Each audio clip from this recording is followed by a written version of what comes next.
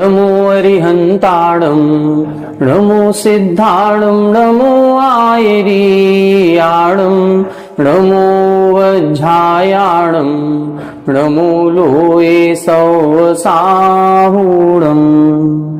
सिद्धं शुद्धं परमीय जिणिन्दवर्णेमि चन्दमकलङ्कं गुणरयणभूषणुदयं जीवस्य परुवणं वोच्छम्। 1008 श्री मूलनायक आदिनाथ भगवान की जय। 1008 श्री गोमटेश्वर बाहुबली भगवान की जय। द्वासांग जिनवाणी माता की जय। आचार्य श्रेष्ठ आचार्य गुरुवर श्री 108 नेमिचंद्र सिद्धांत चक्रवर्ती महाराज की जय। आचार्य श्रेष्ठ आचार्य गुरुवर श्री 108 विद्यासागर जी महामुनि राज की जय। तीर्थ चक्रवर्ती जगत पूज्य निर्यापक श्रमण मुनि पुंगव श्री 108 सुधा सागर जी महाराज की जय। समस्त मुनि संघ की जय। पूज्यवर आचार्य नेमिचंद्र सिद्धांत चक्रवर्ती महाराज द्वारा रचित श्री गोमटसार जीवकांड जी ग्रंथराज की स्वाध्याय श्रृंखला में हम सभी 14 मार्गणाओं पर विस्तार से चर्चा कर रहे हैं। 14 मार्गणाओं के अंतर्गत सबसे पहली मार्गणा गति मार्गणा पर अपनी चर्चा चल रही है, जिसमें जीवों को 4 प्रकार से विभाजित किया गया था: नरक गति, त्रियंच गति, मनुष्य गति और देवगति।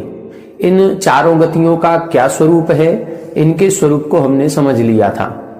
पूर्व कक्षा में हमने इन चारों गतियों में जो जीवों की संख्या है उस संख्या पर चर्चा करना प्रारंभ किया था। चूंकि ये जो चर्चा की जाएगी, इस चर्चा में अलौकिक गणित का विस्तार पूर्वक वर्णन किया जाता है, क्योंकि कई सारे शब्द ऐसे आएंगे जिन शब्दों को हमने कभी पूर्व में सुना ही नहीं होगा।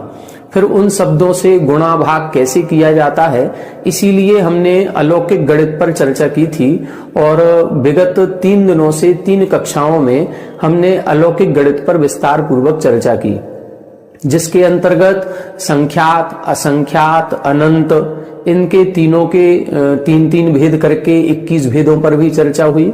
फिर उसके बाद जो उपमा प्रमाण 8 प्रकार का है, उन उपमा प्रमाण में पल्योपम, सागरोपम, सुच्यंगुल, प्रतरांगुल, घनांगुल, जग श्रेणी, जगत प्रतर और लोक, इन 8 उपमा प्रमाणों पर भी विस्तार पूर्वक चर्चा हुई।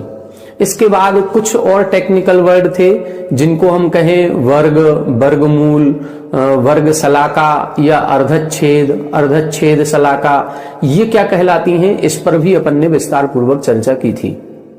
पूर्व कक्षा में अपन ने इन चारों गतियों में जीवों की क्या संख्या होती है, उस संख्या पर भी थोड़ी सी चर्चा की थी, जिसमें हमने नरक गति में स्थित जो 7 भूमियां हैं, उन 7 भूमियों में मिलाकर के कुल टोटल कितने नारकी होते हैं, इस पर भी चर्चा की थी। और 7 भूमियों में पृथक पृथक जो नारकियों की संख्या बताई गई है, उस पर भी चर्चा की थी। यहाँ पर इन्होंने 2 गाथाओं के अंतर्गत नरक गति का विस्तार पूर्वक वर्णन किया था, जिसमें इन्होंने बताया था कि संपूर्ण नारकी जीव कितने हैं, ये असंख्यात होते हैं। लेकिन असंख्यात में हम कितना माने, तब इधर इन्होंने वर्णन किया था कि जो जग श्रेणी है, जग श्रेणी हमने बताई थी कि 1 प्रदेश मोटी, 1 प्रदेश चौड़ी और 7 राजू लंबी। इस जग श्रेणी में घनांगुल के दूसरे वर्गमूल का गुणा करने पर जितना गुणनफल आता है, उतने संपूर्ण नारकी जीवों की संख्या होती है। घनांगुल हमने बताया था, एक सुच्यंगुल का जब घन कर दिया जाता है तो उसको हम घनांगुल कहते हैं। सुच्यंगुल कितना है, तो जो प्रमाणांगुल से 1 अंगुल की अवगाहना होती है, अथवा भरत चक्रवर्ती की जो 500 धनुष की अवगाहना है, उस अवगाहना में 1 अंगुल जितना प्रमाण का कहा गया है, उतने प्रमाण अंगुल की एक रेखा खींचनी है। वो रेखा भी 1 प्रदेश चौड़ी और 1 प्रदेश मोटी होगी, इसको हम सुच्यंगुल कहते हैं। लौकिक व्यवहार की भाषा में हमने लगभग 40-42 फीट का परिमाप इसका निकाला था कि लगभग 40 फीट लंबी ये एक रेखा प्रमाणांगुल की बनती है। तो इस प्रमाणांगुल प्रमाण लंबी एक प्रदेश चौड़ी और एक प्रदेश मोटी रेखा में जितने प्रदेश आते हैं उनको हम सूच्यंगुल कहते हैं। और जब जितने प्रदेश सूच्यंगुल में आएंगे उस संख्या का गुणा उसी संख्या में कर दिया जाता है तो उसको हम प्रतरांगुल कहते हैं। और जब इसी संख्या का आपस में 3 बार गुणा किया जाता है, मतलब इतनी ही लंबाई, इतनी ही चौड़ाई और इतनी ही मोटाई, जब इस प्रकार से घनफल निकाला जाता है तो उसको हम घनांगुल कहते हैं। अब ये जो संख्या निकलेगी घनांगुल में, उस घनांगुल की संख्या का हम वर्गमूल निकालेंगे। और वर्गमूल भी कितनी बार निकालना है?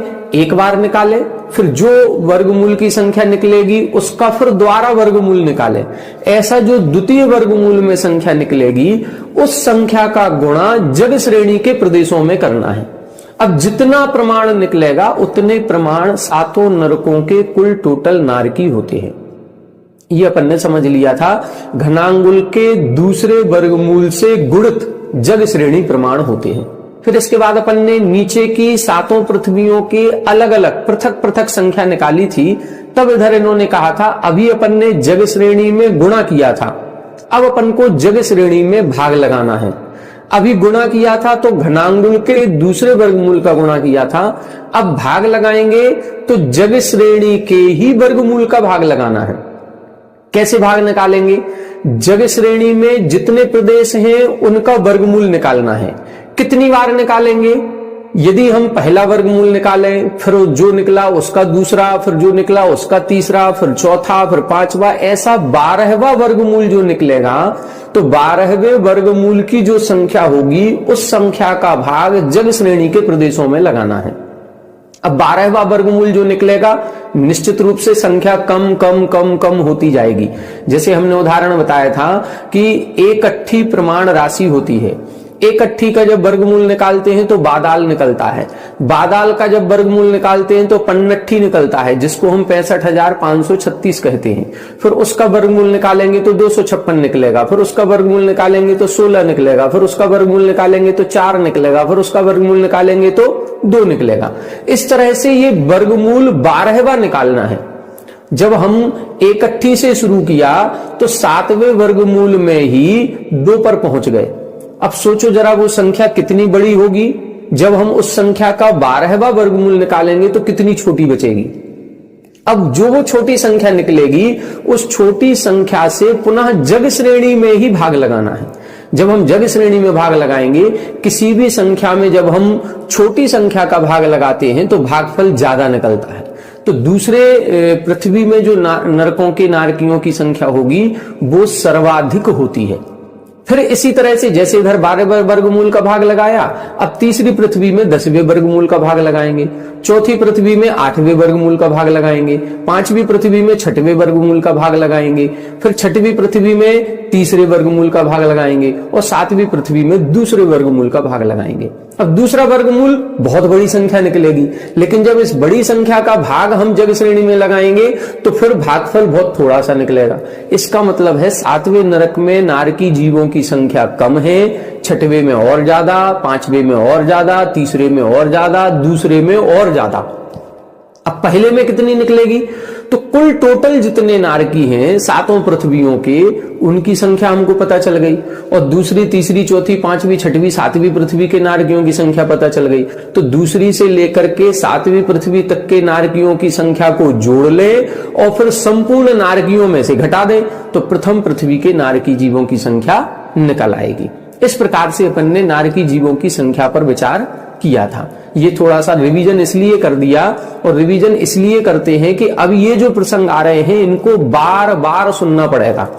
हो सकता है कि आपको इतना घर पे समय ना मिल रहा हो कि एक वीडियो को हम 4 बार सुने, लेकिन हम चूंकि यहाँ पर जो आपको अध्यापन का कार्य करा रहे हैं इसमें 5 मिनट में जो हमने पिछली वीडियो में आधा घंटे में समझाया था उसको हम 5 मिनट में रिवीजन कर देंगे। तो सारा का सारा आपने एक बार भी वीडियो सुनी होगी तो उसका रिकॉल आपको, रिवीजन आपको एक बार हो जाएगा। और ये प्रसंग संक्षेप में कैसे कहने हैं, संक्षेप में कैसे समझना है, ये भी आपको समझ में आ जाएगा। इसके बाद अब अपन को त्रियंच गति पर चर्चा करना है।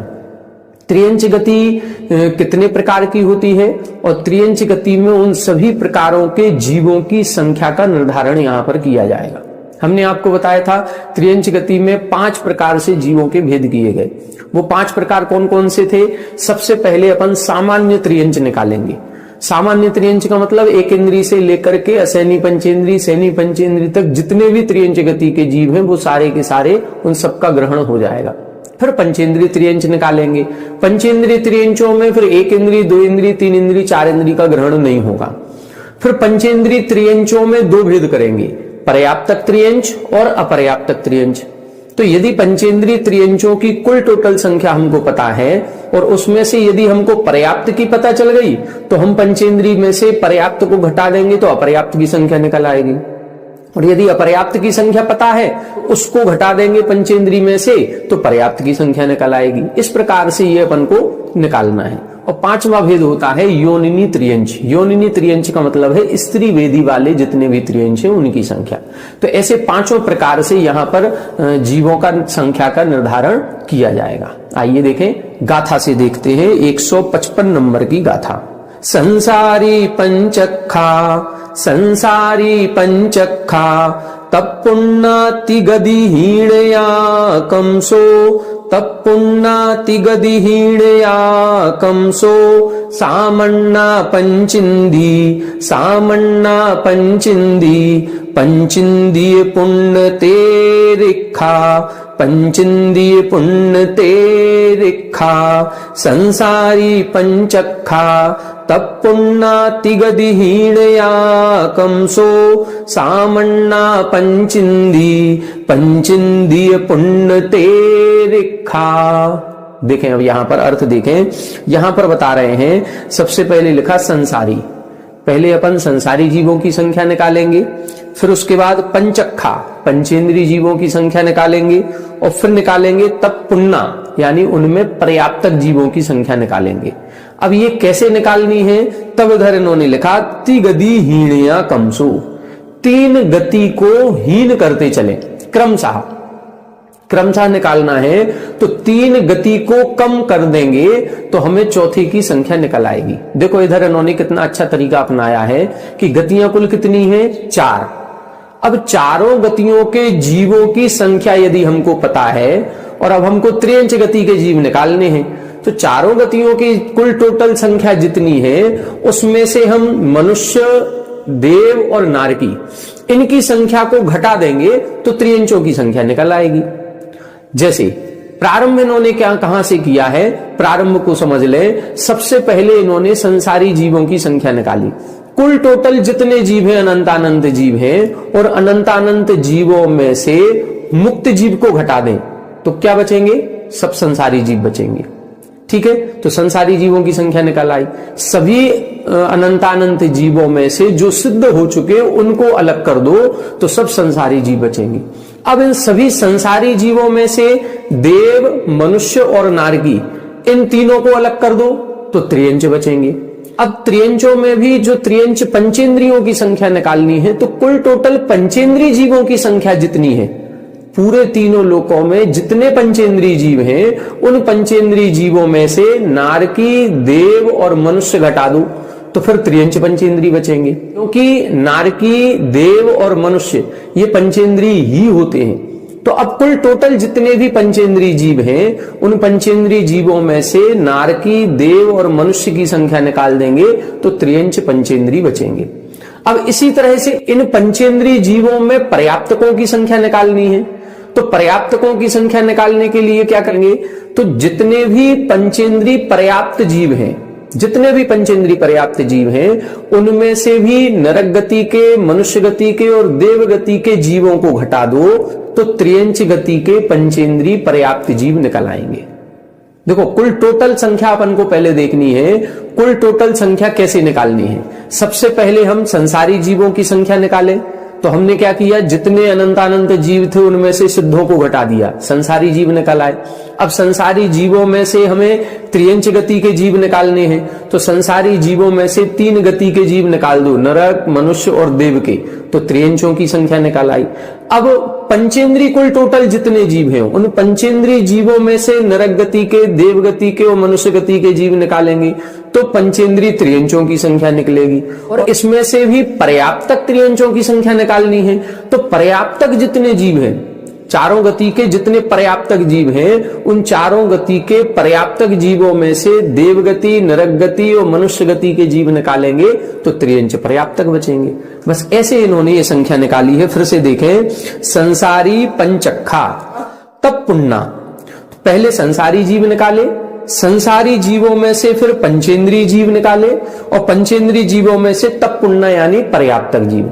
तो क्या करना है, जितने संसारी जीव हैं उसमें से 3 गति हीणियां, 3 गति को कम कर दें। संसारी जीवों में से 3 गतियों को कम करेंगे तो क्या निकलेगा, सामन्ना। नीचे की लाइन में लिखा सामन्ना, सामन्ना का मतलब सामान्य त्रियंच निकलेंगे।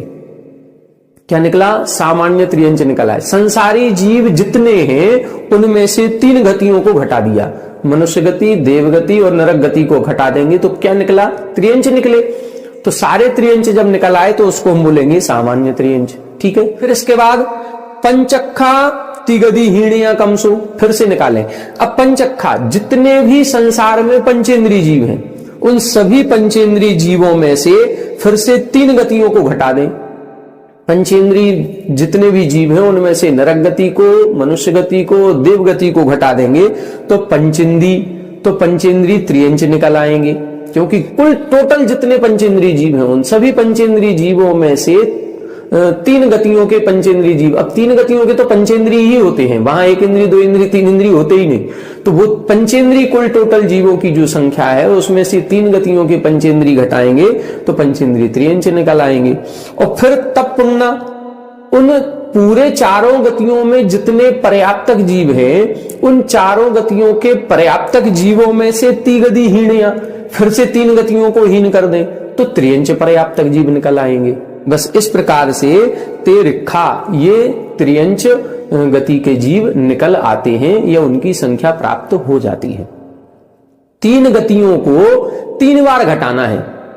कितनी बार घटाना है, 3 बार घटाना है। एक बार संपूर्ण संसारी जीवों में से घटाना है तो त्रियंच सामान्य निकल आएंगे।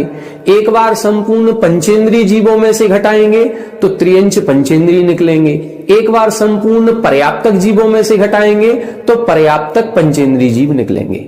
इस प्रकार से इधर इन्होंने 3 प्रकार के त्रियंचों की संख्या बता दी, सामान्य त्रियंचों की बता दी, पंचेंद्रीय त्रियंचों की बता दी और पर्याप्तक त्रियंचों की बता दी।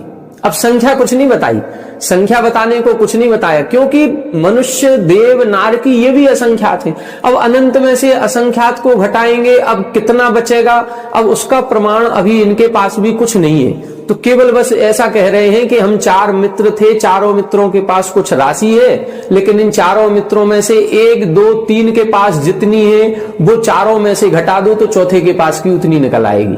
अब ना हमें ये पता है कि चारों के पास कुल टोटल कितनी है, ना हमें ये पता है कि पहले, दूसरे, तीसरे वाले के पास कितनी है। बस ये कह दिया कि चारों के पास कुल टोटल जितनी है उसमें से इन 3 की घटा दो तो चौथे की निकल आएगी। बस ये इन्होंने तरीका अपनाया है। संख्या किसी की भी कुछ भी अभी इधर इन्होंने नहीं बताई। आगे बताएंगे, देवों की बताएंगे, नारकियों की बताएंगे, नारकियों की तो बताई दी इन्होंने, देवों की भी बताएंगे, मनुष्यों की भी बताएंगे। फिर जब अपन सारी तीनों गतियों की समझ लेंगे फिर उसको अपन कुल टोटल जीवों में से घटाएंगे तो फिर त्रियंचों की अपन को पता चल जाएगी। आगे देखें, अब अपना कौन कौन से बचे त्रियंच, अब 2 त्रियंच और बचे। यहां पर 5 प्रकार के त्रियंच बताए थे, 5 प्रकार के त्रियंचों में से 3 की संख्या बता दी, सामान्य त्रियंच की बता दी, पंचेंद्रीय त्रियंच की बता दी और पंचेंद्रीय पर्याप्त त्रियंच की बता दी। अब आगे 2 और बचे, पंचेंद्रीय अपर्याप्त त्रियंच और योनिनी त्रियंच। अब उन 2 की संख्या और बता रहे हैं, अगली गाथा देखें। छस्सय जोयण कदिहद, छस्सय जोयण कदिहद, जगपदरम जोणिणीण परिमाणम, जगपदरम जोणिणीण परिमाणम, पुण्णूणा पंचखा, पुण्णूणा पंचखा, तिर्य अपज्जत परिसंखा, तिर्य अपज्जत परिसंखा, छस्सय जोयण कदिहद जगपदरम जोणिणीण परिमाणम, पुण्णूणा पंचखा, तिर्य अपज्जत परिसंखा। देखें अब इधर बता रहे हैं जोणिणीण परिमाणम, ये योनिनी त्रियंचों का परिमाण बता रहे हैं। योनिनी त्रियंच का परिमाण कितना है? क्या लिखा? छस्सय, छ यानी 6, स यानी 7, 7 का मतलब होता है 100, तो 600 योजन, 600 योजन। कदी, कदी का मतलब होता है कृति, 600 योजन का वर्ग करना है। कृति का मतलब होता है वर्ग, मतलब 600 योजन में 600 योजन का गुणा करना है। वर्ग किसे कहते हैं? जब उसी संख्या का गुणा उसी संख्या में किया जाता है। जैसे 2 का वर्ग 4, 2 दूनी 4, 4 का वर्ग 16, 4 गुणे 4 करेंगे 16 निकलेगा। 16 का वर्ग 256, 16 में 16 का गुणा करोगे तो 256 निकलेगा। इसी तरह से 600 योजन का वर्ग करना है, तो 600 गुणे 600 मतलब 3,60,000 योजन हो गया। अब 3,60,000 योजन जो होगा, अब उसमें अंगुल निकालें और जितने प्रदेश निकलेंगे उन प्रदेशों का भाग लगाना है जगत प्रतर, जगपदरम, जगत प्रतर में भाग लगाना है। अब जगत प्रतर क्या था? जग श्रेणी का वर्ग जगत प्रतर था। जग श्रेणी क्या थी?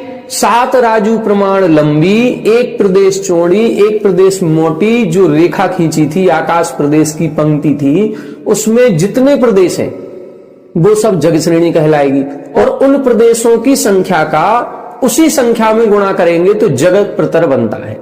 तो अब जगत प्रतर की जो संख्या आएगी उसमें 600 योजन का वर्ग करके जो संख्या निकली उसका भाग देंगे, तो जो संख्या निकलेगी वो जोड़नी परिमाणम, उसको हम द्रव्य स्त्री वेदियों का परिमाण कहेंगे त्रियंचों में।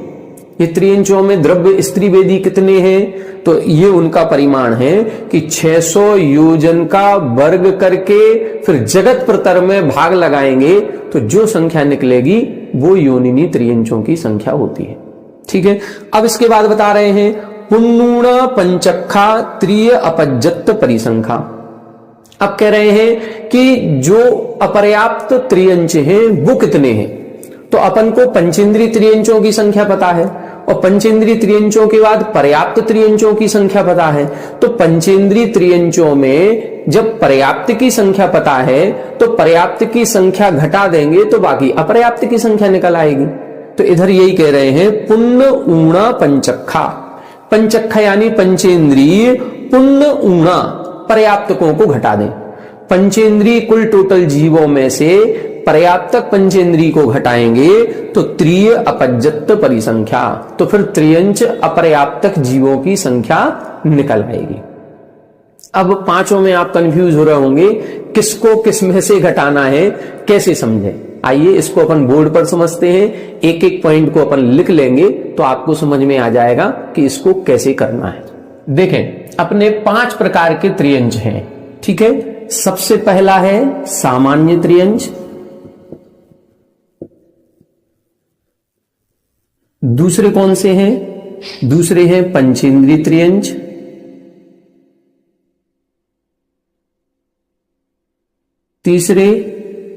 तीसरे हैं पर्याप्त पंचेंद्रीय त्रियंच,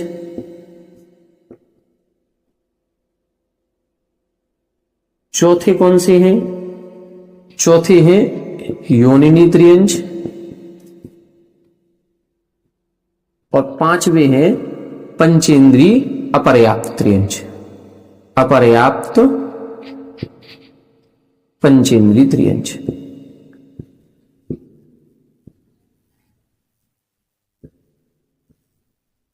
अब इनको अपन देखें, एक एक सूत्र जो इन्होंने बताया है वो अपन समझ लेते हैं। कैसे समझना है? सबसे पहले सामान्य त्रियंच, तो इनका कहना है चारों गतियों के कुल टोटल जीव, चारों गतियों के कुल जीव या कुल संसारी जीव अपन चारों गतियों के कहेंगे तो कुल संसारी जीव हो गए। अब इन कुल संसारी जीवों में से किसको घटा दें हम? मनुष्य,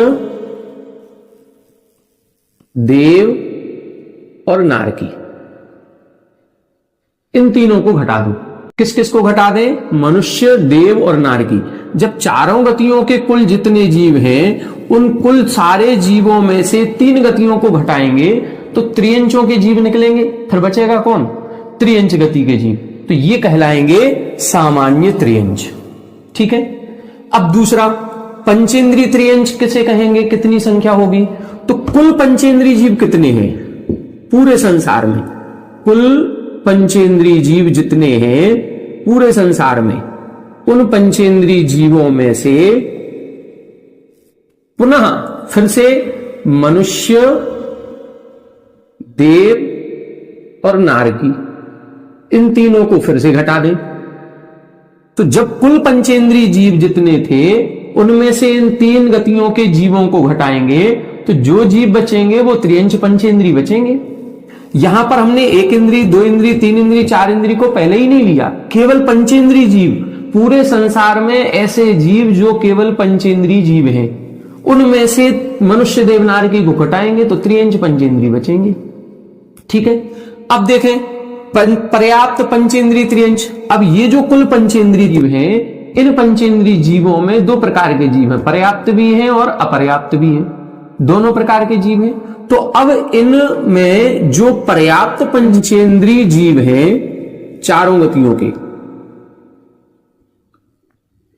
कौन से पर्याप्त पंचेंद्रीय जीव हैं? कौन से? चारों गतियों के। उन चारों गतियों के पर्याप्त पंचेंद्रीय जीवों में से क्या करना है? अब मनुष्य, देव और नारकी, इनको फिर से घटा दें। अब जब पर्याप्त पंचेंद्रीय जीव जो चारों गतियों के थे उनमें से फिर से मनुष्य, देव, नारकी पर्याप्त को घटा दिया तो कौन बचेंगे? केवल पर्याप्त पंचेंद्रीय त्रियंच बचेंगे। बस ये इनका कहना है। तो ये तीनों में अपन को मनुष्य, देव, नारकियों को घटाना है। सबसे पहले अपन ने चारों गतियों के कुल जीवों में से इन 3 गतियों को घटाया था तो अपन ये सामान्य त्रियंच निकला। फिर कुल पंचेंद्रीय जीवों में से तीनों गतियों को घटा दिया तो कुल पंचेंद्रीय त्रियंच निकला है। और फिर कुल पर्याप्त पंचेंद्रीय जीव चारों गतियों में जितने थे उनमें से मनुष्य, देव, नारकी को घटाया तो पर्याप्त पंचेंद्रीय त्रियंचों की संख्या निकली। अब योनिनी त्रियंच के लिए क्या करेंगे? उसके लिए तो अलग से इनको बताया इन्होंने। तो जगत प्रतर में भाग लगाना है। किसमें? जगत प्रतर में भाग लगाएंगे 600 योजन के वर्ग का, 600 गुणे 600 योजन। इसका जब भाग लगाएंगे तो जो संख्या निकलेगी बस उस संख्या को अपन योनिनी त्रियंच की संख्या कहेंगे। अब अपर्याप्त पंचेंद्रीय त्रियंच किसे कहेंगे? उनकी संख्या कैसे निकालें? तो यहां पर अपन ने देखो पर्याप्त पंचेंद्रीय त्रियंच निकाल लिए, ये पर्याप्त पंचेंद्रीय त्रियंच निकल गए, ये पंचेंद्रीय त्रियंच निकल गए। तो पंचेंद्रीय त्रियंचों में से पर्याप्त पंचेंद्रीय त्रियंच को घटाएंगे तो अपर्याप्त पंचेंद्रीय त्रियंच निकल आएंगे। तो अब ये वाला लिखना है, पंचेंद्रीय त्रियंच में से माइनस कर देंगे पर्याप्त पंचेंद्रीय त्रियंच। तो ये वाली अपनी संख्या निकल आए। इस प्रकार से ये वाला चार्ट आप लोग बना लें तो ये 5 प्रकार के त्रियंचों की संख्या निकल आएगी। ये माइनस का चिन्ह अपन ने लगाया है, ये तीनों माइनस के चिन्ह। चारों गतियों के कुल जीवों में से मनुष्य, देव, नारकी घटाएंगे तो सामान्य त्रियंच निकलेंगे। कुल पंचेंद्रीय जीवों में मनुष्य, देव, नारकी घटाएंगे तो त्रियंच पंचेंद्रीय निकलेंगे। कुल पर्याप्त पंचेंद्रीय जीवों में से अपन मनुष्य, देव, नारकी घटाएंगे तो पर्याप्त पंचेंद्रीय त्रियंच निकलेंगे। और फिर योनिनी त्रियंच के लिए जगत प्रतर में 600 योजन के वर्ग का भाग लगाएंगे तो जो निकलेगा वो योनिनी त्रियंच। और फिर पंचेंद्रीय त्रियंचों की संख्या में से पर्याप्त पंचेंद्रीय त्रियंच घटाएंगे तो अपर्याप्त पंचेंद्रीय त्रियंच निकलेंगे। ये इस प्रकार से ये संख्या पूरी हो गई। अब इसके बाद मनुष्य गति का वर्णन करेंगे। मनुष्य गति में 4 प्रकार के जीव बताए गए हैं। वो 4 प्रकार के जीव कौन कौन से थे? अब मनुष्यों में ये जो 5 भेद हैं उसमें से ये वाला भेद नहीं होगा, पंचेंद्रीय वाला, ये भेद नहीं मिलेगा। क्यों नहीं मिलेगा? क्योंकि मनुष्य तो पंचेंद्रीय ही होते हैं। तो उधर मनुष्यों में 4 भेद मिलेंगे, सामान्य मनुष्य, पर्याप्त मनुष्य, योनिनी मनुष्य और अपर्याप्त मनुष्य, ऐसे 4 भेद होंगे। अब इन 4 भेदों की संख्या को अपन को देखना है। आइए पहले अपन एक गाथा देखते हैं, उसमें मनुष्यों का किस प्रकार से वर्णन कर रहे हैं।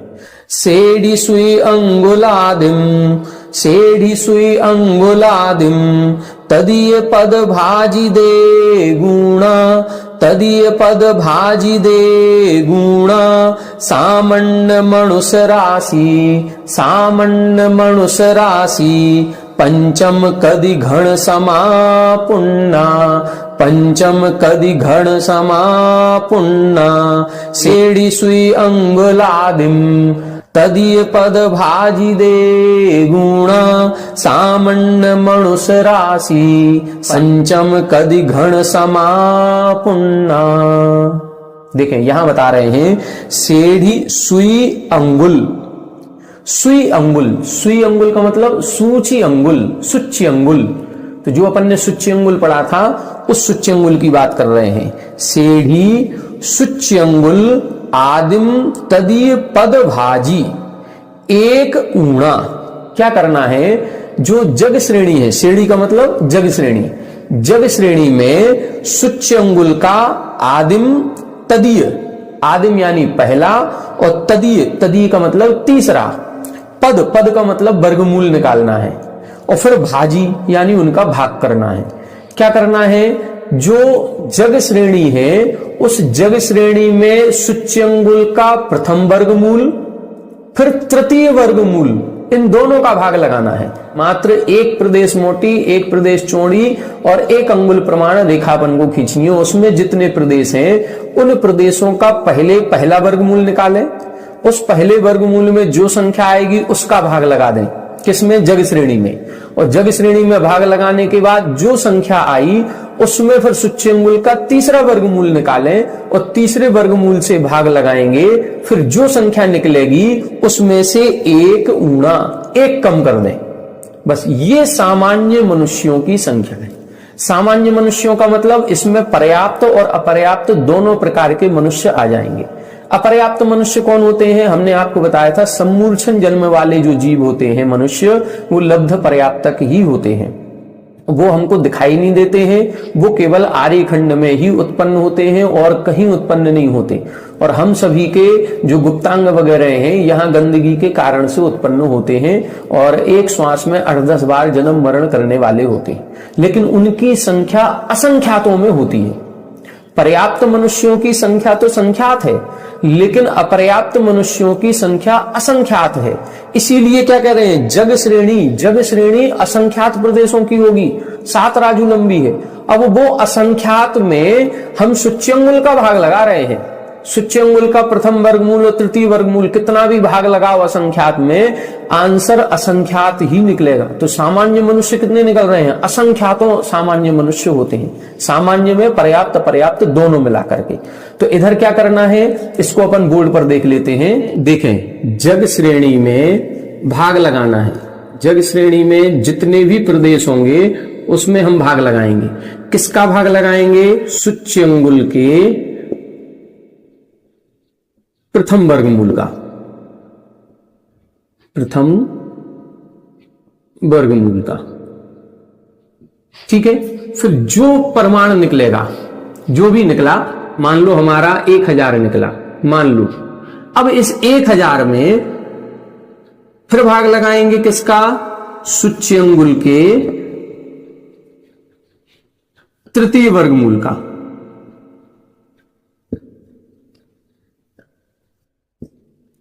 फिर कितना निकला, फिर मान लो हमारा 100 निकला। अब इस 100 में से एक कम कर दूं तो कितना हो गया, 99। बस ये संख्या सामान्य मनुष्यों की कहलाएगी। ये अपन को समझ। अब ये ना 1000 निकलना है, ये ना 99 है, ये हम उदाहरण बता रहे हैं। अब ये प्रथम वर्गमूल क्या कहलाएगा, हमने जैसे आपको बताया था 65,536।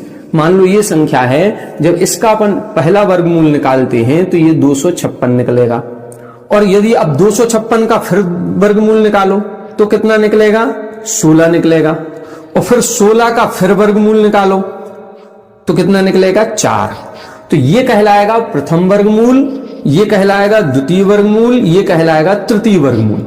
तो पहले जो जग श्रेणी है, इस जग श्रेणी में हमें किसका भाग लगाना है? इस प्रथम वर्गमूल का, 256 का। फिर जो अपना भागफल निकला उसमें किसका भाग लगाना है? इस तृतीय वर्गमूल का, इस 4 का। जब 4 का भाग लगाएंगे तब जो निकलेगा उसमें से फिर 1 कम करना है।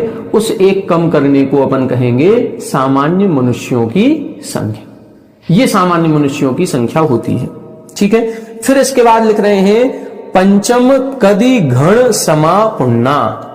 जो पुण्य यानी अब इसमें पर्याप्तक मनुष्य कितने हैं? तो इस पर्याप्तक मनुष्य के लिए लिखा है, ये लाइन याद कर लेना, पर्याप्तक मनुष्यों की संख्या कितनी है?